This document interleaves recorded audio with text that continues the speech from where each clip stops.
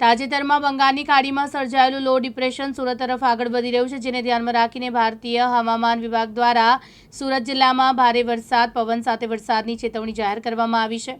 આ પરિસ્થિતિને પહોંચી વળવા માટે સુરત જિલ્લા વહીવટીતંત્ર સંપૂર્ણપણે સતર્ક છે।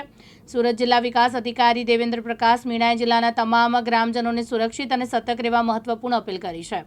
સુરત જિલ્લાના તમામ નાગરિકોની મારી એક મહત્વપૂર્ણ અપીલ છે। બંગાળની ખાડીમાં તાજેતરમાં વિકસિત થયેલ જો લો ડિપ્રેશન છે, હવે સુરત તરફ આગળ વધી રહ્યું છે।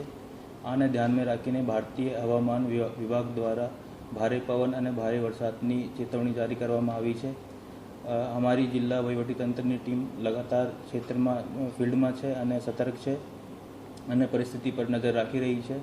आप सौथी मारी विनती है कि आप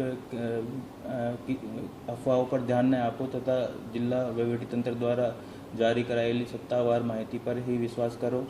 अमे आ संदर्भ में तमारा सहयोगनी पण जरूर है। तमे अत्यंत जरूर लगे तो ज घरों बहार निकलो અને નીચાણવાળા વિસ્તારો, નદી, નાળો એવं દરિયા કિનારા જવાનો ટાળો। જરૂર લાગે તો તમે અમારી ટીમને સંપર્ક કરો અને તરત જ શેલ્ટર હોમમાં શિફ્ટ થઈ જાઓ। આ ભારે પવનની કન્ડિશનમાં તમે જર્જરિત ઇમારતો, વૃક્ષો અને વીજ પોલથી દૂર રહો।